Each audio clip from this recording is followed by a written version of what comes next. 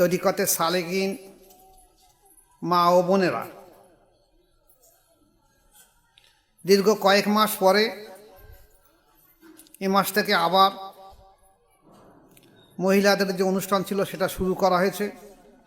আপনারা দোয়া রাখবেন যেন আগামীতে আমরা অনুষ্ঠানটা আবার চালু রাখতে পারি। আজকের আমার পূর্বে যে দুটো মাওলানা ছিল ওনারা আলোচনা আপনাদের সামনে করেছে। আমি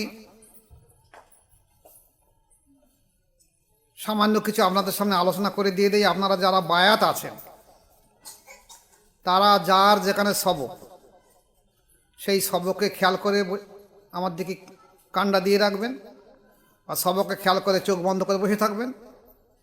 আর যারা বায়াত নেই তারা অন্তরের দিকে খেয়াল করে, কলবের দিকে খেয়াল করে চুপচাপ বসে থাকবেন। আজকের আসুন আমরা আমাদের সন্তান সন্ততিদেরকে স্কুলে বা পাঠশালা মাদ্রাসায় পাঠিয়ে দিচ্ছি শিক্ষা অর্জন করার জন্য। এই শিক্ষা আল্লাহ রাসূল সাল্লাল্লাহু আলাইহি ওয়াসাল্লামের জমানায় ছিল, এখনও আছে, আগামীতেও থাকবে। এখন আজকের আমরা যে কোরআন শরীফ পড়ি বা আমার মা বোনেরা বাচ্চাদের, মেয়েদের, ছেলেদের মাদ্রাসায় পাঠাচ্ছে, তারা কোরআন পড়ছে, আমরা দেখেছি কোরআন একটা পুস্তক বা বই হিসেবে, কেতাব হিসেবে আমাদের সামনে এসে কোরআন। কিন্তু আল্লাহ রাসূলের জামানায় কোরআন এভাবে ছিল না। সাহাবারা হুজুর পাক সাল্লাল্লাহু আলাইহি ওয়াসাল্লামের কাছে কোরআন শুনতো, শোনার পরে তারা মুখস্থ করে নিত। আবার কেউ কেউ পাথরের গায়ে আরবিতে লিখে রেখে দিত, কেউ উটের চামড়ায় লিখত, কেউ হাড়ের উপরে লিখত, কেউ কেউ দেখা যাচ্ছে গাছের ছালে বা কাগজেও লিখত। অর্থনৈতিক অবস্থা তখন খুব খারাপ ছিল সেই এলাকা সে সময় বলে অধিকাংশ মানুষ পাথরের উপরে লিখত। সেই অবস্থাও দেখা গেছে হুজুর পাক সাল্লাল্লাহু আলাইহি ওয়াসাল্লাম মানুষের কাছে এসেছে শুধু একটাই কারণে, মানুষের অন্তর আল্লাহ জেকেরে জারি করে দিয়ে নফসের তাজকিয়া করে দেওয়া।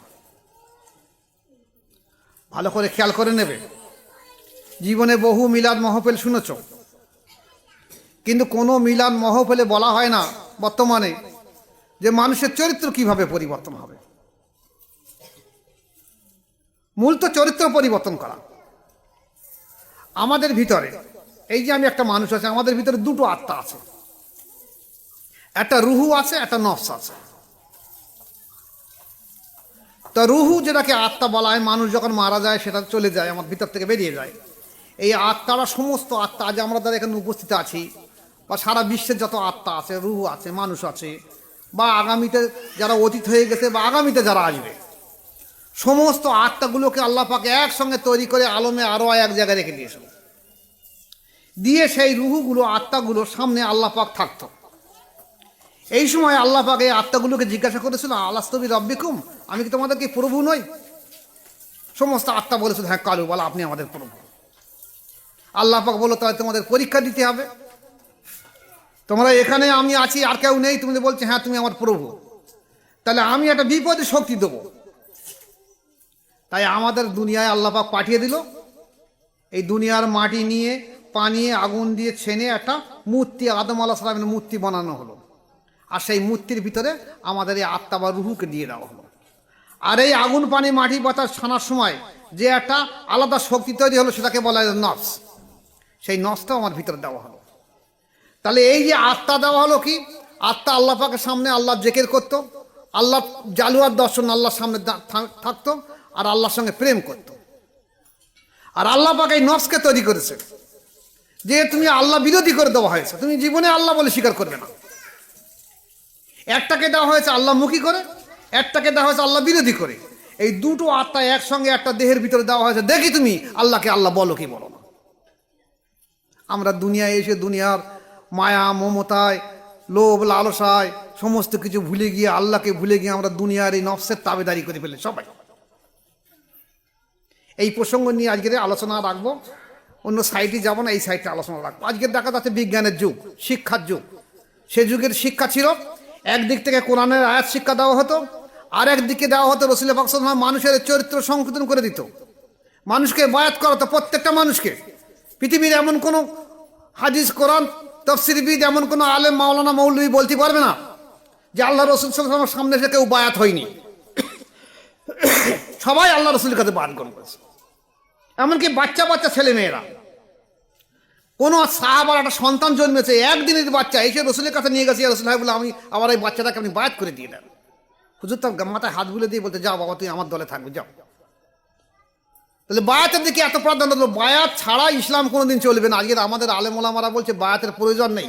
প্রায় মসজিদে দেখবেন, প্রায় ওয়াইজিন, প্রায় বহু রকম পীর সাহেব পীরজাদারা বলে যাচ্ছে যে বায়াতের প্রয়োজন নেই, এমনি এমনি আল্লাহ পাওয়া যাবে। কিন্তু সাহাবারা কোনো সময় বলেনি যে এমনি এমনি পাওয়া যাবে, কারণ আল্লাহ রসুল বলছে বায়াত ছাড়া জীবনে কোনো ব্যক্তি মানুষ জান্নাতে যাবে না, মুক্তি পাবে না। তাহলে একদিকে রসুল পাক সাল্লাল্লাহু আলাইহি ওয়াসাল্লাম এটা হচ্ছে দুনিয়ার শিক্ষা দেওয়া, আর একদিকে এসে মানুষের চরিত্র সংশোধন করে আল্লাহর সঙ্গে জোড় পয়দা করে দেওয়া। এখন আজকের আমরা শিক্ষা এসে আমরা লেখাপড়া শিখছি, জ্ঞান অর্জন হচ্ছে, আমরা কিন্তু আল্লাহর সঙ্গে জোড় পয়দা করার মতন ব্যক্তি খুঁজে পাইনি। যদিও দেখা যাচ্ছে আমাদের দেশে পীর ওলিয়া আউলিয়াদের জায়গা, পীর ওলিয়া আউলিয়াদের দেশ, আমাদের বহু মানুষ আছে যারা এখানে সেখানে সব বায়াত গ্রহণ করেছে, কিন্তু কোন তরিকায় বায়াত হতো সে বলতে পারবে না। আর তার অন্তর আল্লাহ জিকির করে কিনা সেও বলতে পারবে না। তার নফসের তাজকিয়া তো অনেক পরে হবে। যেখানে আল্লাহ পাক কোরআন শরীফ বলছে ইন্নান নাফসা লাআম্মারাতুম বিসসুই, মানুষের যে নফস, নিশ্চয়ই নফস বারে বারে মানুষকে খারাপ কাজে উস্কানি দেয়, জীবনে ভালো কাজ করায় না। এই যে আপনার হিংসা, ঘৃণা, কুৎসা, চগলখুরি, কোটনামি, মুনাফিকি, দাগাবাজি, পরনিন্দা, এসব কে করছে? প্রত্যেকটা মানুষ তো ভালো হওয়ার চেষ্টা করে, তাহলে করছে কে? করছে তার নফস। এই নফস তাকে প্রভাব বিস্তার করেছে, কারণ যে দুটো আত্মা রয়েছে, এই নফস এই রুহুকে এমনভাবে বশ করে ফেলেছে যে রুহুর আর কার্যকারী ক্ষমতা কিছু আসছে না, সে শুধু বাঁচিয়ে রেখে দিয়েছে দেহটাকে, আর নফস তাকে বশ করে ফেলেছে। ফলে মানুষ সমস্ত নফসানিয়াত খারাপ কাজ সব করে চলেছে। আজকে দেখুন শিক্ষার অবস্থা কেমন। বর্তমান বিশ্বে বিজ্ঞানের যুগ বলা হয়েছে, এই যে মোবাইল আবিষ্কার হয়েছে, আজ থেকে 30 বছর আগে যদি একটা মানুষ বলতো আমি এখান থেকে হ্যালো বলে কথা বলছি, আর দিল্লি একজন আমার কথার উত্তর দিচ্ছে, লোকে বলতো বদ্ধ পাগল। সৌদি আরব, আমেরিকা থেকে আরম্ভ করে সারা বিশ্বে এখানে বসে বসে মানুষ কথা বলছে, মানুষ বলতো বদ্ধ পাগল। কিন্তু আজকে দেখা যাচ্ছে না, সহজ হয়ে গেছে। তা প্রত্যেকের বাড়িতে প্রায় এখন মোবাইল এসেছে। এই মোবাইল হলো বিজ্ঞানের একটা মৎস্য বড় দান, যেটা আজ থেকে 30 বছর আগে আমাদের সময় ছোটবেলার সময় ছিল না, এখন এসেছে। তো এটা কি এসেছে? উপকারের জন্য এসেছে। আমি একটা বিপদে পড়েছি, আমার বহু দূরে আমার আত্মীয় রয়েছে, আমি কিন্তু ফোন করে জানিয়ে দেবো যে বিপদে পড়েছি, তোমরা চলে এসো তাড়াতাড়ি। সুবিধে অসুবিধে যা যেখানে সব মোবাইল ব্যবহার করা হচ্ছে, কিন্তু এর প্রয়োগ হয়ে যাচ্ছে ক্ষতিকারক। আজকের চেয়ে দেখবে, আগে আমাদের সময় ছোটবেলার সময় আমরা দেখেছি একটা মহিলা কি একটা পুরুষের একটা বিয়ে হতো, ব্যতিক্রম এক একজনের 2-3টে বিয়ে করত। কিন্তু মা বোনদের এরকম ছিল না, তাদেরকে ছোটবেলা তাদের দাদি নানিরা সব শিক্ষা দিত। এই বিয়ে দেওয়া হয়েছে স্বামীর সঙ্গে এমনভাবে সংসার করবে, যদিও তোমাকে কিছু দুচ্ছাই করে, কাজ কাম করতে গেলে, সংসার করতে গিয়ে ধৈর্য সবর করে নেবে, আল্লাহ তোমাকে বরকত দেবে, ভালো করে দেবে। কিন্তু আজকের এই মোবাইলের যুগ হয়ে কেমন হয়েছে, আপনি একটা বিয়ে দেবেন মেয়েকে, তার আগে দেখা যাচ্ছে তার হাতে মোবাইল আছে, সে প্রয়োজনের জন্য মোবাইল ব্যবহার করুক, কিন্তু তা না করে এই মোবাইলটাকে সে কি করছে, যেখানে সেখানে ছেলেদের সঙ্গে সম্পর্ক তৈরি করতেছে। শুধু মেয়েরা নয়, অবিবাহিত নয়, বিবাহিত মায়েরাও দেখছি যে এই মোবাইল নিয়ে নিজের স্বামী থাকার পরে আবার পর পুরুষের সঙ্গে কথা বলছে। ভালো করে খেয়াল করে নেবে। আপনি যেমন কোনো পর পুরুষের সঙ্গে যাওয়া, পর পুরুষের চেহারা মোবারক দেখা যেমন নিষেধ, গুনাহে কবিরা হবে, ঠিক তদ্রূপ আপনার স্বামী থাকার পরে যদি মোবাইলের মাধ্যম দিয়ে কোনো পর পুরুষের সঙ্গে কথা বলেন, সেখানে গুনাহে কবিরা গুনাহ হবে আপনার আমল নামায়। আপনি মনে করছেন আমার তো সামনে আসছে না, আমি তো দূরে দূরে ফোনে কথা বলছি, এটা আমার কেমন কি ক্ষতি হবে? কিচ্ছু ক্ষতি হবে না, না ক্ষতি হবে। এটা জেনার আঁতুড় ঘর তৈরি করে দিয়েছে বিজ্ঞান, এর খুব ভালো কাজ দিয়েছে, কিন্তু আমরাকে প্রয়োগে খারাপের দিকে নিয়ে যাচ্ছি। তাই আমি আমার সমস্ত মা বোনদের কাছে অনুরোধ করব, মোবাইল ভালো জিনিস। আপনারা আপনাদের সমস্ত মেয়েদের বা ছেলেদের ছোটবেলায় মোবাইল প্রয়োজন যতটুকু লাগে এতটুকু ব্যবহার করে দেবেন, এর বেশি এক জাদা পরিমাণ দেবেন না। আপনার মেয়ে বসে বসে বসে পড়ে যদি একটা পরের ছেলের সঙ্গে ফোন করে কথাবার্তা বলে, সম্পর্ক তৈরি করে, গুনাহ কিন্তু আপনার আমল নামে আসবে, আপনিও দোষী হবেন। আর আপনার বৌমা কিংবা আপনি নিজেও যদি নিজের স্বামী থাকতে যদি অন্য কোনো পুরুষের কাছে ফোন করে কথা বলে, তাহলে গুনাহ সবার হবে। আর এইভাবে সারা দেশ জুড়ে বিশ্ব জুড়ে দেখা যাচ্ছে সংসার আজ ভেঙে যাচ্ছে। একটা মেয়ের 3 বার 4 বার 5 বার করে বিয়ে হচ্ছে। এখানে কিছু সংসার করতে পারছে না, ওখানে কিছু সংসার করতে পারছে না, আর কিছু সংসার করতে পারছে না, শুধু এই মোবাইল কাল হয়েছে। আগে আমাদের সময় ছোটবেলায় মেয়েদের বিয়ে দেওয়ার সময় মায়েরা, দাদিরা, নানিরা, দাদারা, বয়স্ক মানুষরা তারা শিক্ষা দিয়ে দিত। মা শ্বশুর বাড়ি যাচ্ছ, শ্বশুর শাশুড়িকে বাড়ি গিয়ে শ্বশুর বা শাশুড়ি বা বয়স্ক মানুষদের পায়ে কদমমুচি করবে, সালাম করবে। আর তারা যদি কিছু দুটো কথা বলে সবর সকর করবে, তোমার সংসার তুমি বড় হয়ে যাবে, ভালো হয়ে যাবে। এখন আগে মেয়েদের বলে দেওয়া হচ্ছে, মা তোর কাছে একটা মোবাইল দিচ্ছে, নিয়ে যাবি। আর আমার এই বাড়ির মোবাইলটা ওটা আমি সেভ করে দিয়ে দিছি। কোনো কথা যদি তোর স্বামীর বাড়ি বলে, দেওরা বলে, শ্বশুররা বলে, দেইজি প্রতিবেশী কোনো কথা বলে, আমার সঙ্গে বলবি, আমি এখান থেকে নেতা কাতাল নিয়ে আমি চলে যাবো, তোর ওখান থেকে ঝগড়া বেঁধে আসবো, দরকার পড়ে তো তুলে বাড়িয়ে এনে আসবো, সংসার করতে হবে না। এইভাবে সংসারগুলো অহরহ ভেঙে যাচ্ছে। তাহলে বিজ্ঞান একদিক দিয়ে আমাদের উপকার করেছে, কিন্তু আমরা সেটাকে বিরাট খারাপের জায়গায় নিয়ে যাচ্ছি। আমি মা বোনকে কাছে অনুরোধ করছি, অনেকের এমন থাকতে পারে তার স্বামী আছে, একটু খেয়াল করে না মানুষ। হযরতে আদম আলাইহিস সালামকে যখন তৈরি করা হলো, যখন আত্মা দেওয়া হলো, উনি জীবিত হয়ে উঠলেন। জীবিত হয়ে উনি জান্নাতে ঘোরাঘুরি করছেন। ওনার মনে হচ্ছে কিসের একটা অভাব আমার আছে। কিসের অভাব উনি নিজেও জানেন না, তখন নারী বলে সৃষ্টি হয়নি। কিসের অভাব? উনি জান্নাতে সমস্ত ভালো ভালো জিনিস ব্যবহার করছে, খাওয়া দাওয়া সব কিছু করছে, কিন্তু ওনার মনে হচ্ছে কিছু একটা অভাব আছে, কোনো একটা জিনিস আমাদের অভাব, সেই চলে আর ভালো হতো। একদিন উনি স্বপ্ন দেখছেন যে হাওয়া আলাইহিস সালামকে আল্লাহ পাক একটা খুবসুরত যুবতী মেয়ে করে ওনাকে স্বপ্নটা দেখিয়ে দেওয়া হলো। ওনার ঘুম ভেঙে যাওয়ার সঙ্গে সঙ্গে উনি চিন্তা করলো, এই মেয়েটা এটা কি, এটা কি? নারী বলে জানতো না, এর সঙ্গে একটা প্রেমের সম্পর্ক হলো কেন? আসলে আল্লাহ পাক আদম আলাইহিস সালাম যখন ঘুমিয়েছিলেন, তখন আদম আলাইহিস সালামের কলবের কিছু অংশ নিয়ে মা হাওয়া আলাইহিস সালামকে তৈরি করেছিলেন। আর দেখবেন ওলামারা ওয়াজের মজলিসে বলে যে আদম আলাইহিস সালামকে বাম বুকের হাড় থেকে হাওয়া আলাইহিস সালামকে তৈরি করা হয়েছে। তাহলে তো আদম আলাইহিস সালামের একটা হাড় কমে যাবে। এটা বলা হয়েছে আদম আলাইহিস সালামের কলবের অংশ থেকে হাওয়া আলাইহিস সালামকে তৈরি করা হয়েছে। এখন যদি বলেন তাহলে কলব কি কমে যাবে? না, না, কমবে না। একটা পুকুরের পানিতে, একটা পুকুর আছে, সেখান থেকে যদি আপনি 2 কলসি পানি নেন, পুকুরের পানি কিছু কমবে না। এটা মনে কলবের কিছু অংশ নিয়ে তার চুলে আগুন জ্বলছে, সেখান থেকে আপনি কিছু আগুন নিলে আপনার চুলের আগুন কিন্তু কিছু কমবে না।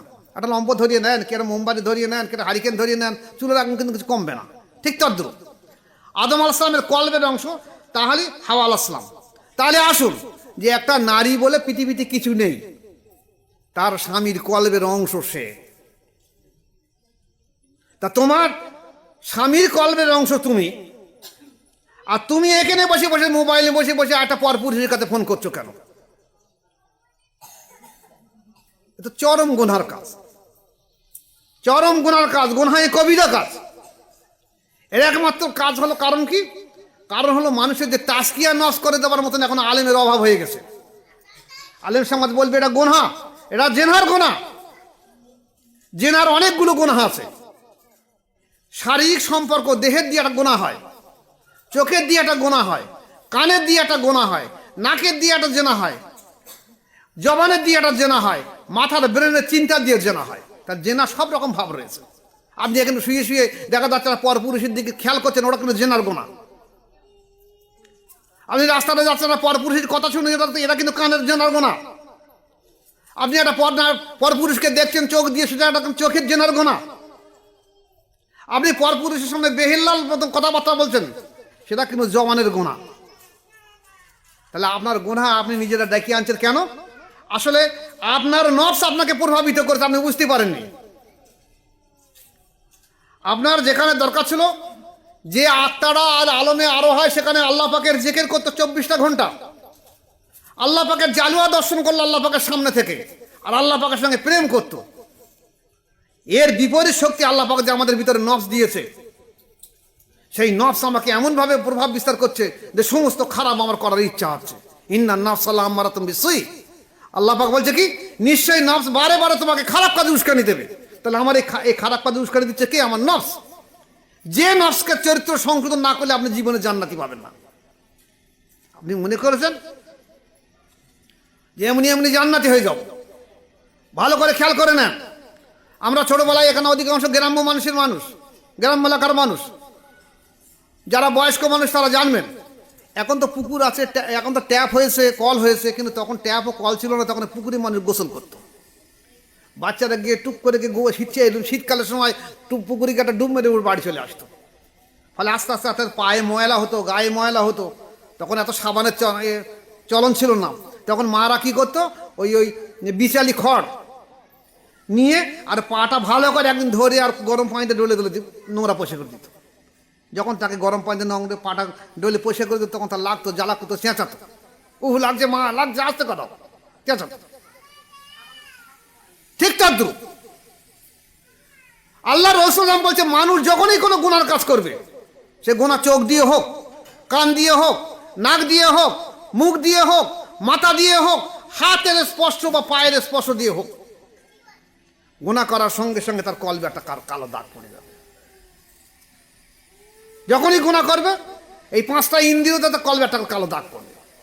আপনারা বলুন, আজকের নয় বাল্বের যুগে এসে, কিছু আগে তো হারিকেন ছিল। এই হারিকেনগুলো আমরা প্রত্যেক দিন সন্ধেবেলা, মা বোনেরা সন্ধেবেলা সেগুলো ভালো করে একটা কাপড় দিয়ে ভালো করে মুছে নিত। তা না হলে হারিকেন জ্বলবে কিন্তু ওর আলোয় কিছু দেখা যাবে না। তাহলে আমার অন্তরে কলবে যদি কালো দাগ পড়ে যায় আস্তে আস্তে আস্তে আস্তে, তাহলে আমার ভালো আসবে কোথা থেকে? কলবি তো মূল জিনিস। যে কলবে, আল্লাহ রাসূল বলছে কি, কলবে দুটো জিনিস থাকে, হয় শয়তান থাকবে, না আল্লাহ থাকবে। আর শয়তান জাসিমুন আলা কলবে ইবনে আদম, আল্লাহ রাসূল বলছে কলবে শয়তান বসে থাকে। প্রত্যেক কলবে, প্রত্যেক মানুষের কলবে, সে পুরুষ হোক, মহিলা হোক, বাচ্চা হোক, বুড়ো হোক, ধাড়ি হোক, যাই হোক।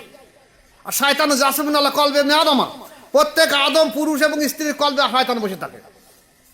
ফায়জা জাকার আল্লাহ ফাসাকা, যখন এই কলব আল্লাহর জিকির করতে থাকে, আল্লাহ আল্লাহ করতে থাকে, কলব আল্লাহ আল্লাহ করতে থাকে, তখন শয়তান ওখানে থাকতে পারে না, পালিয়ে যায়।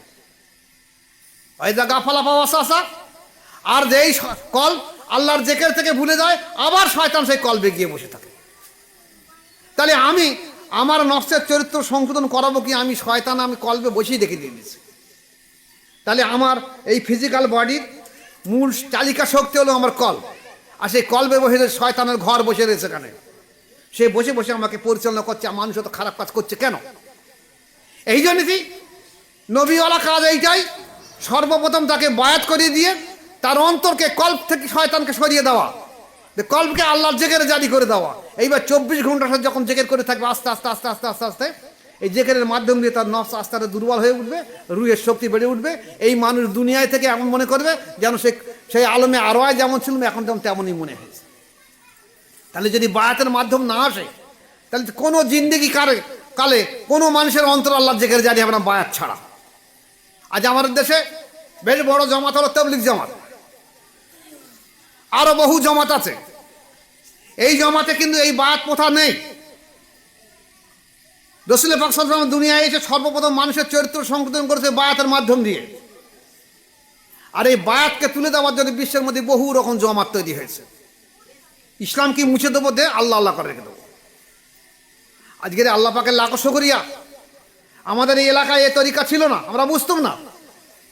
কাদেরিয়া চিশতিয়া তরিকার মানুষ কিছু ছিল, বায়াত গ্রহণ করতে। আজকের একজন বায়াত গ্রহণ করতে বলছে আমি চিশতিয়া তরিকা, কেউ বলছেন কাদেরিয়া তরিকা, কিন্তু অন্তর সম্পর্কে তাদের কোনো খবর ছিল না। না নফসের তাসকিয়া, না অন্তর জেকেরে জারি, না কলবের অনুভূতি, কিছুই তাদের ছিল না। তাহলে আল্লাহ পাকের লাখ শুকরিয়া দেয় মোজাদের তরিকা আমাদের দেশে এসেছে বলে আমার মুর্শিদ কেবলা শাহ সুফি জয়নুল আবিদিন মোজাদ্দেদি রহমতুল্লাহ সুদূর বাংলাদেশ থেকে ভারতবর্ষে এসেছে, ভাঙড়ের বুকে এসেছে এই মোজাদের তরিকা জিন্দা করার জন্য। আল্লাহ পাকের লাখ শুকরিয়া, তিনি যদি না আসতেন তাহলে আমি আজ মোজাদের তরিকা পেতাম না। আর আমি যদি তরিকা না পেতাম, আপনার কাছে তরিকা পৌঁছে দিতে পারতাম না। আজকে আপনারা বলুন, এখানে যে কয়েকশো মানুষ আছেন, অধিকাংশ মানুষ আমার মুরিদ আছেন, তারা বলতে পারবেন যে হ্যাঁ আমাদের অন্তর আল্লাহর জিকিরে জারি হয়, অন্তর আল্লাহর জিকিরে জারি আছে তো। তাহলে আলহামদুলিল্লাহ, এই যে কথাটুকু আজ থেকে 10 বছর আগে আপনারা বলতে পারতেন না যে আমার অন্তর আল্লাহর জিকিরে জারি হয়েছে। অন্তর যে আল্লাহ আল্লাহ জিকির করে এটা মানুষ ভুলে গেছে। মানুষ মনে করেছে কি এটা কোনো ব্যাপারই নয়, ও এমনি শুধু বায়াতে দিয়ে হবে আর নামাজ পড়ে 5 ওয়াক্ত জান্নাতে চলে যাবে। এটা সম্ভব নয়। তাই আমি আপনাদেরকে অনুরোধ রাখতেছি যে আপনারা নিজেকে চরিত্র সংশোধন করার চেষ্টা করুন। যারা বায়াত নেই তাদেরকে বায়াতের দাওয়াত দিয়ে দেবেন যে বায়াত ছাড়া কোনো ব্যক্তি জান্নাতে যাবে না। আর আপনাদের সব থেকে বড় ভাগ্যবান এইটাই যে রসুল পাক সাল্লাল্লাহু আলাইহি ওয়াসাল্লাম নবুয়াত পাওয়ার পরে সর্বপ্রথম জানাকে বায়াত করেছে তিনি হলেন মা খাদিজা রাদিয়াল্লাহু তাআলা আনহা। কোনো পুরুষ জাতি পারেনি, সর্বপ্রথম ওনার স্ত্রী মা খাদিজা রাদিয়াল্লাহু তাআলা বায়াত গ্রহণ করেছিলেন। আর তারপরে হযরতে আবু বকর সিদ্দিক রাদিয়াল্লাহু তাআলা বায়াত হয়েছিলেন পুরুষদের মধ্যে। আর বাচ্চাদের মধ্যে হযরত আলী রাদিয়াল্লাহু তাআলা তখন 7 বছর বয়স। আজ আমাদের দেশের অনেক মা বোনেরা বলে বাচ্চা বয়সে বায়াত হওয়া যাবে না, কিন্তু রসুল পাক সাল্লাল্লাহু আলাইহি ওয়াসাল্লাম পরিষ্কার দেখিয়ে দিয়েছেন ওনার জামাতা যখন আলী রাদিয়াল্লাহু তাআলা তখন 7 বছর বয়স বায়াত গ্রহণ করেছিলেন। আল্লাহ তাআলা ভাই আরো ছোট বয়সে বায়াত গ্রহণ করেছিলেন। রসুল পাক সাল্লাল্লাহু আলাইহি ওয়াসাল্লামের শালিকা তার ছেলে তারা ছোটবেলায় বায়াত গ্রহণ করেছিলেন। আর আজকে আমাদের দেশে বলতে ছোটবেলায় বায়াত না, বায়াত হয়ে গেলে মাথার দোষ হবে, মাথা খারাপ হয়ে যাবে। কসমিন কালে নয়, আমাদের মোজার তরিকা জীবনে কোনোদিন বায়াত হয়ে তসবিহ জিকির করে কোনো ব্যক্তির মাথা খারাপ হয় না। এটা কাদিরিয়া চিস্তা তরিকা নয়। যদি কোনো ব্যক্তি কাদিরিয়া এবং চিস্তা তরিকা করে থাকে তার খেয়াল রেখে দেবে, তাদের যেখানে এখানে নাভির এখানে নফস, এখান থেকে লা ইলাহা ইল্লাল্লাহ বলে কলবে ধাক্কা মারতে হবে, লা ইলাহা ইল্লাল্লাহ। এই জন্য তাদের মাথার দোষ হয়। কিন্তু আমাদের তরিকা তা হয় না। আমাদের তরিকা সরাসরি কল্প থেকে এ করা হয়। কল্প রু শের কপি আকোয়া নফস সুলতান নলগার ফানা ফেসেক ফানা ফেরো শুধু এইভাবে করে দেওয়া হয়। তাই আমাদের তরিকায় কোনো ব্যক্তির কোনোদিন মাথার দোষ হবে না। এটা ভুল ধারণা, আপনারা সংশোধন করতেন, যেটা ভুল কথা। আমাদের তরিকা কোনো সময় বায়াত হলে মাথার দোষ হয় না। আর বায়াত বাচ্চা বুড়ো সবাইকে হতে হবে। আমি আমার এই গত কয়েকদিন আমার একটা মহিলা মুরিদ, আমার জেস শেষ, আমার কাছে বায়াত ছিল। আমার থেকে কম বয়স কিন্তু আমার জেস শেষ, আমার কাছে বায়াত ছিল। ইন্তেকাল করেছে গত বৃহস্পতিবার, বুধবার দিনে রাত্রি ইন্তেকাল করে বৃহস্পতিবার আমরা জানাজায় গিয়েছিলাম। তো তাই সেখানে গিয়ে দেখলাম যে হ্যাঁ, আল্লাহর ওলিদের কি পরিমাণ তাওয়াজ্জুহ ফয়েজ থাকে। শুধুমাত্র আল্লাহর জিকিরে জারি আছে বলে ওই এলাকাটা পর্যন্ত আল্লাহর রহমতে ভরপুর হয়ে আছে। তাহলে আপনার সেই মা বোন হিসেবে এসেছেন যখন, যারা বায়াত হয়েছেন তারা তসবিহ জিকির মোরাকাবা সঠিকভাবে করবেন। নিজেদের ছেলেদের, স্বামীদের, আত্মীয় স্বজন, দেশি প্রতিবেশীদের দাওয়াত দেবেন। পূর্ববর্তী মাওলানা সাহেব যে আলোচনা করছিলেন যে আপনি যদি একটা মানুষকে দাওয়াত দিতে পেরেছেন, তাহলে সে যদি একবার আল্লাহ বলে একটা নেকি হয়, তাহলে আপনি তাকে দাওয়াত দেন বলে আপনি একটা নেকি পাবেন। সে যদি আবার একজনকে দাওয়াত দেয়, সে যদি একবার আল্লাহ বলে একটা নেকি পায়, তাহলে ও একটা নেকি পাবে, আপনি একটা নেকি পাবেন। আপনি কবরে শুয়ে শুয়ে শুয়ে শুয়ে কিয়ামত পর্যন্ত যত মানুষকে দাওয়াত দেন, যত মানুষ আল্লাহর জিকির করবে, যত মানুষের যত নেকি হবে, আপনার কবরে শুয়ে শুয়ে তত নেকি আপনার আল্লাহ পাক আমলনামায় দেবে।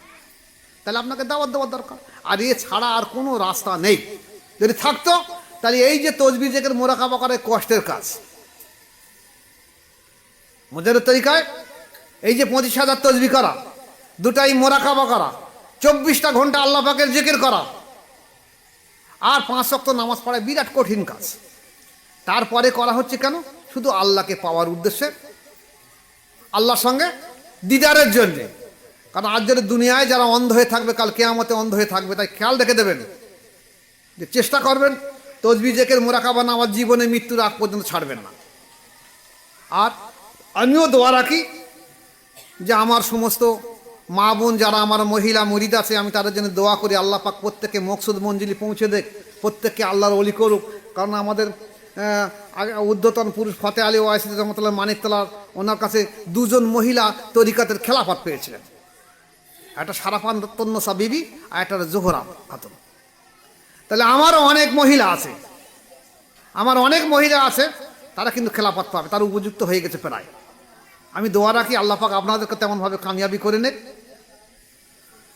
আগামীতে, আজকে আপনারা সময় আর বেশি সময় নষ্ট দেবো না, নামাজ আছে আগামীতে, আল্লাহ চাইতে আরও বিস্তারিত ব্যাপকভাবে আলোচনা হবে।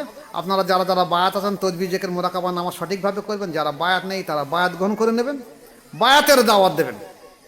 তবলিগ জামাতরা যে দাওয়াত দিতে যে চলো চিল্লায় যাই, সেখানে গিয়ে কিছু সূরা কেরাত শেখা হবে, কিন্তু অন্তর জীবনে জারি হবে না। আপনাদের এলাকায় যদি কোনো তবলিগ জামাতের জামাত আসে, মা বোনদের কাছে আপনারা জিজ্ঞাসা করবেন, আপনারা বলুন আপনাদের অন্তরকে আল্লাহ জিকির জারি আছে? কারুর হয়, কারুর হয়েছে?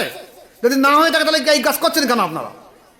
বরঞ্চ আপনারা আসুন আমার মসজিদের, না হয় 4টে তরিকার যে কোনো একটা তরিকায় বায়াত হয়ে আপনি তসবিহ জিকির মোরাকাবা করুন, ইনশাল্লাহ আপনার অন্তর আল্লাহ জিকির জারি হবে। এইবার মজার দিন একটা কথা, শেষ কথা বলে নিয়ে নেই। দেখা যাচ্ছে যারা তাসাউফ পন্ডিত, যাদের অন্তর জিকির জারি আছে, আপনারা যাদের অন্তর জিকির জারি আছে, তারা যদি শুয়ে বসে সর্বসময় তো অন্তর আল্লাহ জিকির হয়, সর্বসময় হয়। এখন আপনি যখন শুয়ে আছেন তখন আপনার অন্তর আল্লাহ আল্লাহ জিকির করবে, কেউ বুঝতে পারবে না। দুনিয়ার কোনো মানুষের বোঝার ক্ষমতা নেই যেমন অন্তর আল্লাহ জিকির করছে। তাহলে অহরহ আল্লাহ পাক আপনার নেকি লিখতে থাকবে। যেটা বসিরহাটের রুরামি রহমতুল্লাহ লিখেছে মোজাদের তরিকা সম্পর্কে, যে মানুষ যখন কিয়ামতে মারা যাবে, মারা যাবার পরে ফেরেশতারা, এই দুই কাঁধের ফেরেশতা, দুই ফেরেশতা জিজ্ঞাসা করবে আল্লাহ পাকের সামনে, তার সমস্ত আমল নামা ফেলে দিয়ে যে আল্লাহ পাক এই ব্যক্তির আমল নামা এই নেন। আল্লাহ পাক তখন জিজ্ঞেস করবে এর আমল নামা কিছু নেই কি? বলছি আল্লাহ পাক আমরা যা জানি সব লিখেছি, কিচ্ছু বাদ দেয়নি, আমরা বাদ দেবো কেন? আমার তো দায়িত্ব দেওয়া শুধু লিখে রাখার জন্য। আল্লাহ পাক বলবে না, ওর এমন কিছু আমল আছে যে আমল তোমরা জানো না। সে যে কলবি জেকের, গুপ্ত জেকের করতো, জেকের ক্ষমতা তোমার জানার ক্ষমতা নেই। এর নাকি 70 গুণ বেশি।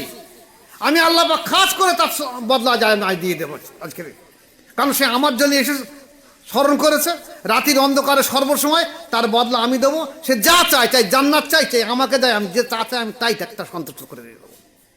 এটা বড় সৌভাগ্যবান আপনারা। তাই তরিকা জীবনে ছাড়বে না, মৃত্যু ডাক পর্যন্ত যতই বাধা আসুক। আপনাদের এই মা বোনদের বলে দিয়ে দিচ্ছি, রাসূল পাক সাল্লাল্লাহু আলাইহি ওয়াসাল্লামের কাছে বায়াত গ্রহণ করার পরে ইহুদি, খ্রিস্টান, নাসারা, মক্কার কোরাইরা, কাফিররা বহু মা বোনদেরকে ধরে বল্লভ দিয়ে মেরে দিয়েছে, বহু মা বোনদের পা ধরে ফেলে দিয়ে দিয়েছে, কাউকে ধরে উটের পিঠে পায়ে দড়ি বেঁধে ছেড়ে দিয়ে দিয়েছে, কিন্তু তারা কলেমা ছাড়ি নিয়ে, নবীকে ছাড়ি নিয়ে, ইমান ছাড়ি নিয়ে। আপনারা প্রতিজ্ঞা করে নেবেন, জীবনে যত বালাই আসুক আমরা ইসলাম ছাড়বো না, ইমান ছাড়বো না, আমরা বায়াত ছাড়বো না। যদি এই পদ্ধতি টিকে থাকতে পারেন ইনশাআল্লাহ, আজ আমরা যেমন এখানে দেখা হয়েছে, কাল কিয়ামতের মধ্যে ইনশাআল্লাহ এরকমভাবে দেখা হবে, জান্নাতে এইভাবে দেখা হবে। আমি দোয়া রাখি আল্লাহ পাক সবাইকে মকসুদ মঞ্জিলে পৌঁছে দেখ। ওমা আলাইনা ইল্লাল বালাগ। আসসালামু আলাইকুম ওয়া রাহমাতুল্লাহি ওয়া বারাকাতুহু।